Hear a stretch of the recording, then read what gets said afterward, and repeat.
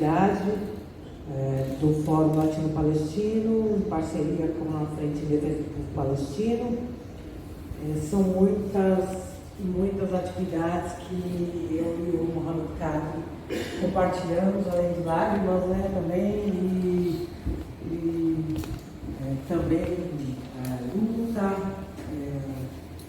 Foram 2 vezes, como o Mohamed já falou, na fronteira, enfrentando o apartheid desde a fronteira. Há um regime de apartheid, de colonização, e esse apartheid a gente vê desde a fronteira. Quando você chega na fronteira, a primeira coisa que te perguntam, enquanto palestino, palestina, árabe, é qual o nome do seu pai e onde o seu pai nasceu.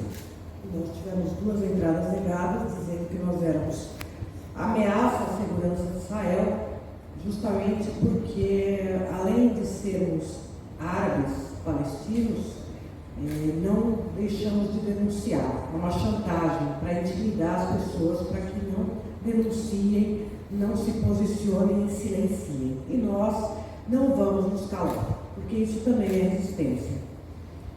Eu costumo dizer, né, o pessoal falava, né, a ameaça à segurança de Israel, e o Mohamed Kadri falava, eu quero entrar e dormir uma noite na mesquita de Al-Aqsa, esse é o meu sonho. Então vejo que terrorista que era, né? Terrorista é esse Estado, gente. Resistência é também falar aqui, é trazer nossas memórias, é fazer o chamado de solidariedade, e é uma resistência sobre todos os meios, como estão protagonizando hoje os jovens palestinos, inclusive com as meninas, mulheres juntas, que sempre estiveram na linha de frente sobre todos os meios. A resistência é legítima sobre todos os meios, e há um fenômeno lá entre a juventude, inclusive de uma resistência que está indo para um martírio contra a 4ª potência bélica do mundo, que é se armando. E até a própria ONU reconhece a resistência como legítima numa situação dessas de ocupação de apartheid, nós temos que apoiar. A resistência não é uma escolha para os palestinos, é uma questão de resistência. Eu quero trazer para vocês o seguinte: o Mohamed falou aqui do meu livro, e eu escrevi esse livro como resultado da minha dissertação de mestrado, que foi orientada pela minha professora, que abriu as portas da universidade para mim, que é a Armin Flecha.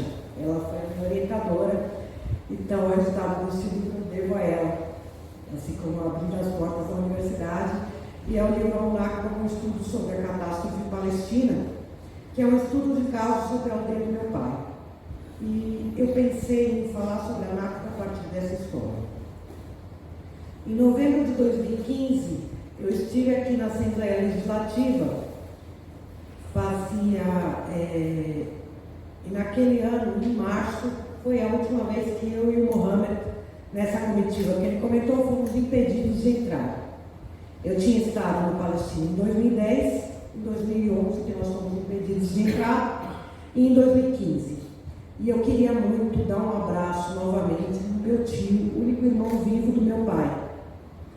Meu pai era caçula de 12, e eu pude conhecer esse meu tio, abraçá-lo, que era como se eu transmitisse o abraço do meu pai e meu tio, sobreviventes da Nakba, que foram divididos, né, nessa violência que foi cometida contra os palestinos. Não é uma história individual, é a história dos refugiados, dos sobreviventes da Nakba. E eu não pude dar esse último abraço, e naquele ano de 2015 meu tio morreu. Ele faleceu.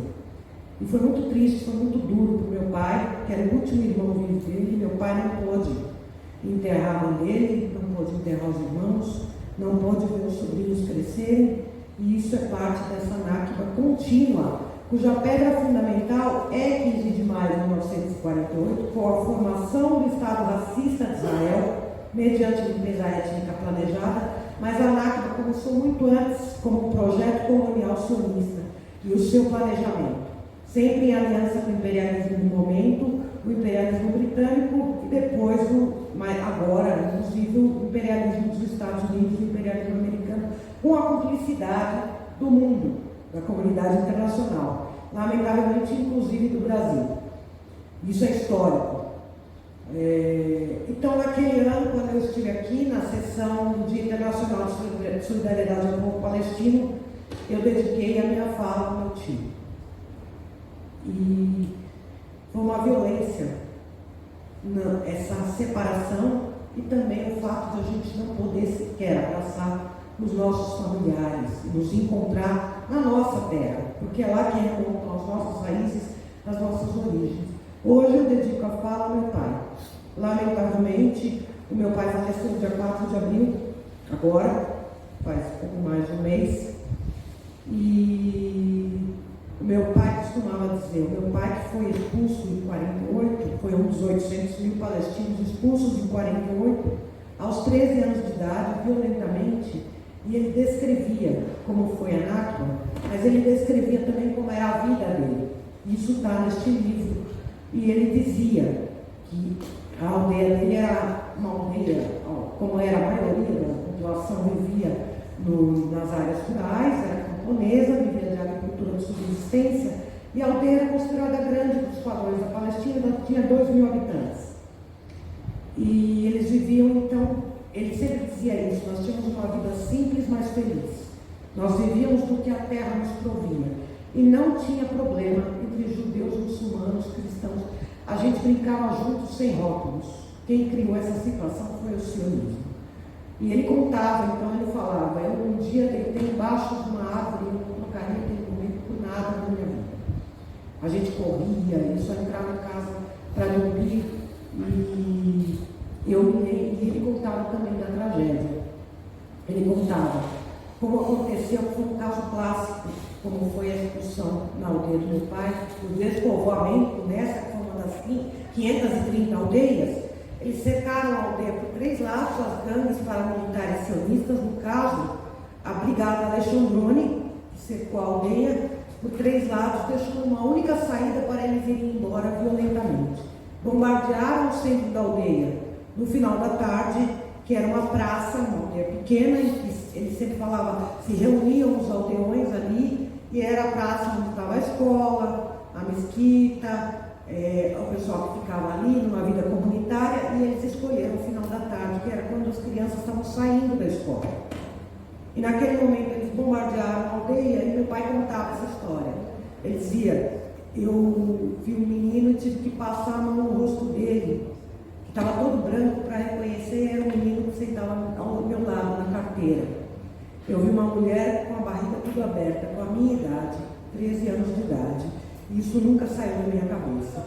E ele contava essa história e sempre de uma forma lírica, ele se relacionava, se ligava a um momento no qual eles foram arrancados violentamente, que era o momento anterior a essa violência brutal a que foram submetidos os palestinos por esse projeto de colonização, com a bênção do mundo, do imperialismo do momento e do mundo.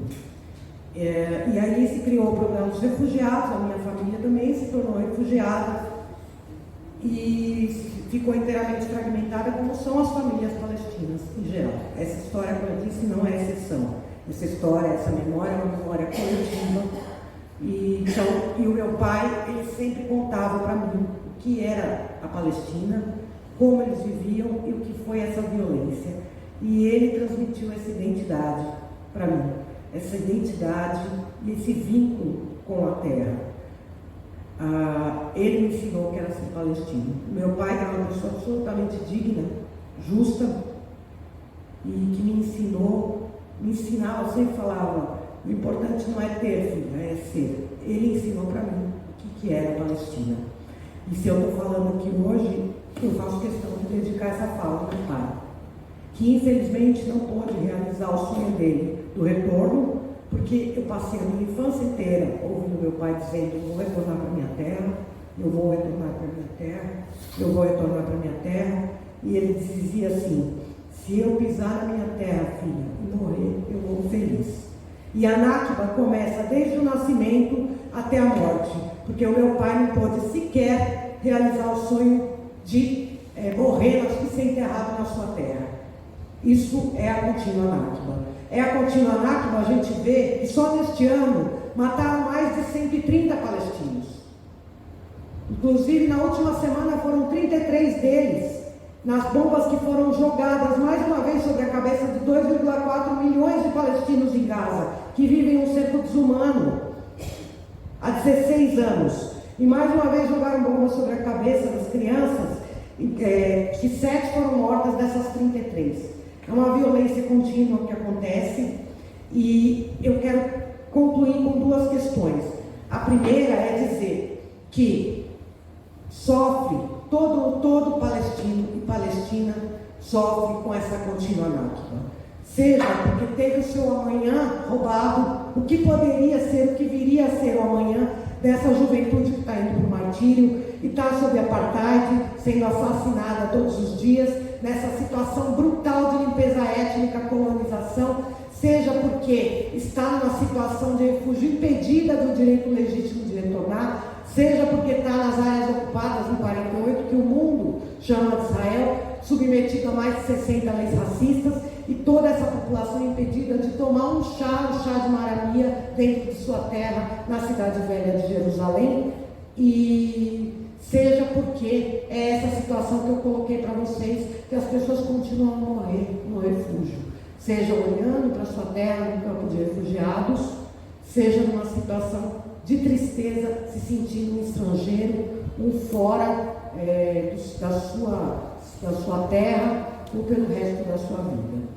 Isso também é parte da contínua Nakba, e é parte da contínua Nakba a gente ouvir dos palestinos o sentimento de abandono, e eles têm razão de se sentir assim.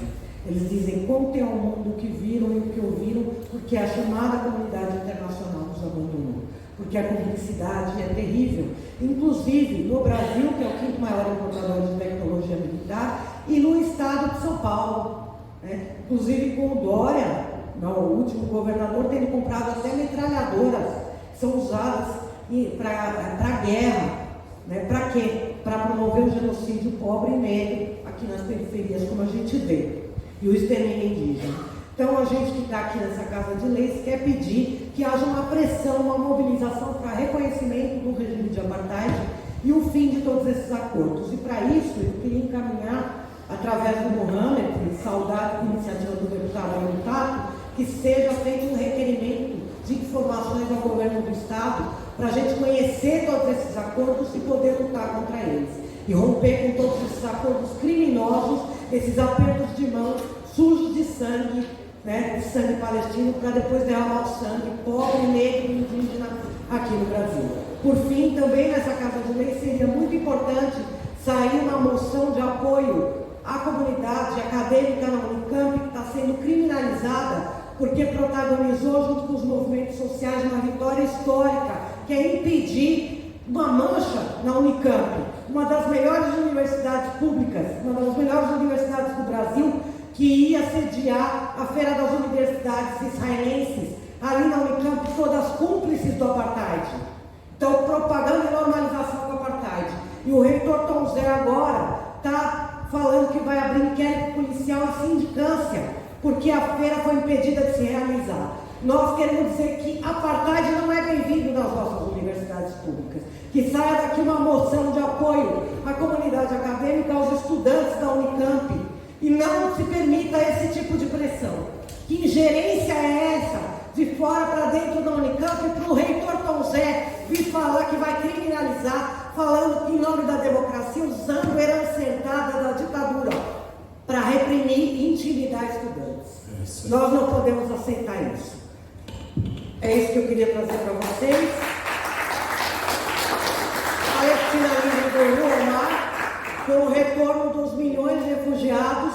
Lembrar que o primeiro-ministro de Israel, Davi Ben-Gurion, arquiteto da limpeza étnica, dizia: os velhos morrerão, os jovens esquecerão. E nós estamos aqui para dizer que a história dos nossos pais não vai ser esquecida.